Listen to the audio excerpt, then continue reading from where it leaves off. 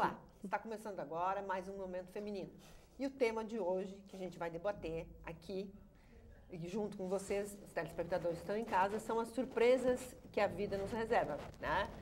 O que acontece, essas coisas que acontecem, como o caso dos mineiros, né, no Chile, né, que estão praticamente há quase um mês, né, na mina, e a previsão é de mais um mês ou 2 meses. Eu não acompanhei agora, nesses últimos dias, a situação. A última coisa que eu acompanhei é que teria chegado um equipamento novo, que iria diminuir o tempo. Mas não é especificamente sobre os mineiros. A questão levantada aqui hoje é outra. Como a gente trabalha, né, como vocês trabalham, né, no caso, com essas surpresas que aparecem no dia a dia da gente, né, no trabalho, na vida social, enfim, em todos os nossos momentos. Como é que vocês conseguem administrar isso, ou é um momento de estresse muito grande para vocês? Bom, Paula. Respirando fundo, eu não consegui me desviar um pouco dessa questão dos mineiros, porque isso é uma coisa assim, extremamente inusitada e trágica, né? Sim.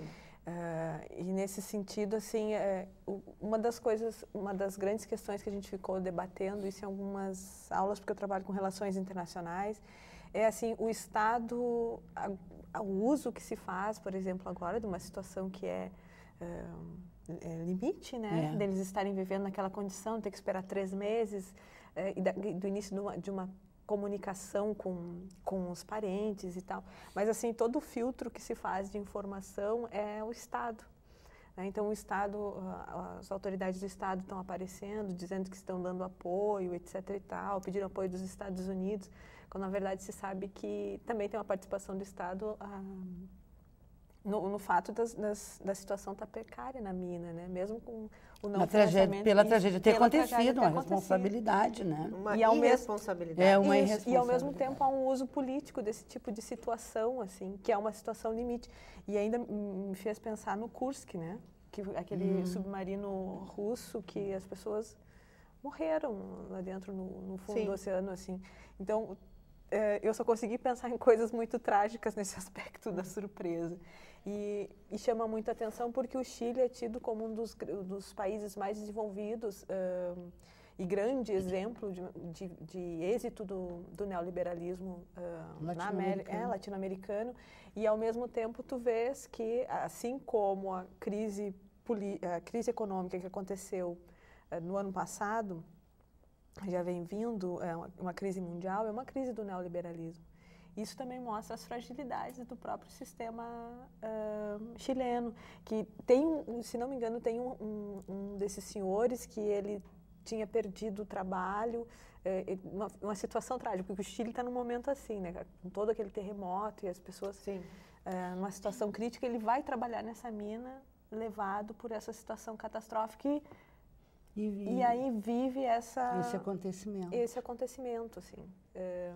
Que mostra uma fragilidade econômica, que mostra uma fragilidade da participação do Estado na própria economia chilena, que foi durante a década de 90 o grande exemplo, né, para toda a América Latina. E para o mundo também. Sim, e o Brasil especialmente, assim, no olhar das privatizações, da mecanização, né, de toda a indústria chilena. Então, como professora de história, eu preciso, assim, me reporta isso, assim, um aspecto trágico dessa questão de surpresa, e que não é só uma questão natural, é uma questão política e social, né? Não, e é uma questão também, voltando à questão dos mineiros, então, eu vou reformular uma pergunta para vocês, tá? Como vocês acham que vocês se comportariam estando numa total situação de adversidade, né, como essa, né, onde ali está sendo colocado à prova, né, não somente as relações sociais, que são pessoas que conviviam no trabalho, essas pessoas não tinham uma convivência além, né, disto, né, e já estão trancadas há 1 mês, né, ali, né, por um lado dando graças a Deus que sobreviveram, né? Mas como vocês acham que vocês reagiriam a isso? Eu vou responder por primeiro e vocês vão pensando enquanto isso. Depois eu vou direto na Carla, ela está tão quietinha, vou perguntar para ela primeiro. Raramente estou quietinha. Eu, sinceramente, é uma coisa assim que...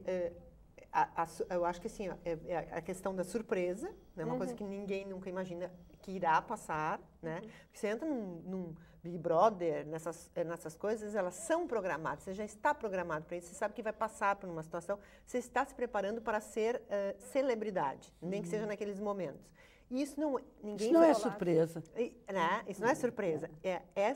Esse exemplo do Chile é uma surpresa. Né? Isolamento, né? Eu confesso que eu acho que eu teria dificuldades, né? Até porque eu acho que nós, hoje, né? Cada vez mais estamos aprendendo a viver sozinhos. Cada vez mais no nosso mundo, né?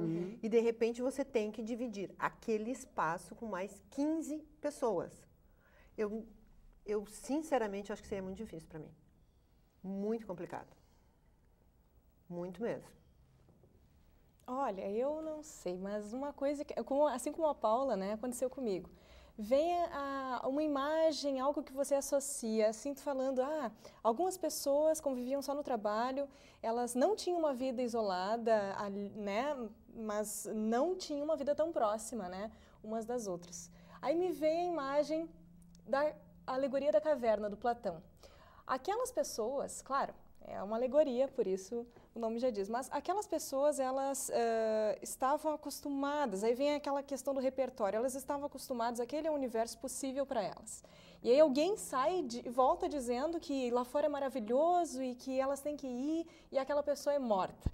Mas por elas, né, porque elas não conseguem acreditar que pode ser tão maravilhoso lá fora. Mas a situação ali é muito contrária, as pessoas, elas ficam desesperadas por não poder sair.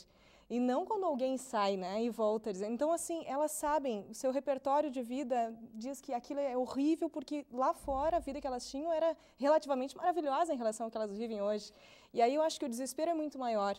Então, eu acho que a questão de como você encara uma situação inesperada, inclusive o inesperado que te traz um desconforto, um desespero, ela pode ser, de repente, medida pela questão, ou explicada pela questão do repertório. O que tu tem de vivência vai te dizer se aquela situação é horrível ou não. Alguém que, por exemplo, fosse retirado lá dos campos de concentração na época do Holocausto e fosse colocado ali naquela mina, talvez achasse maravilhoso o refúgio que fosse encontrar, né? Mas as pessoas não estão vivendo uma situação não estavam vivendo um desconforto, elas vivem agora um desconforto e um desespero. Então, é tudo muito relativo. Eu vejo com muita relatividade essa questão do inesperado e daquilo que me preocupa ou que me amedronta, né? Aí tu perguntaste, Kika, agora sou eu que estou monopolizando, que Deus me perdoe. Mas assim, tu perguntaste assim, como é que vocês reagem a algo que vocês não esperam, algo inesperado, algo que tu não cogita, né, na tua vida? Talvez eu pense assim, o que o fulano faria? Ou o que uma pessoa que eu faço ideia que já passou por isso faria? Eu tento pensar que aquilo não é absolutamente novo, é novo para mim, né? Mas é aquela questão, né? Tudo é relativo. Para mim é assim. Eu vejo que o inesperado, ele pode ser um inesperado gratificante e, nesse sentido, o inesperado perde a sua força de inesperado, porque ele é alguma coisa de bom cujas repercussões na tua vida serão boas. E nós temos o inesperado trágico. Né? Esse inesperado trágico, eu acho que ele sempre tem repercussões definitivas na vida das pessoas, né? E também não acho, Carla, que dependa do código ou do repertório. Vai depender, sim, talvez, de forças inexoráveis. Aí vem a questão da própria tragédia, o que é a tragédia, né? Que é a questão aquela do herói, como diz a Lucilena, que diante de forças inexoráveis do destino ele não pode lutar. Então aí nem há relatividade, há uma impotência.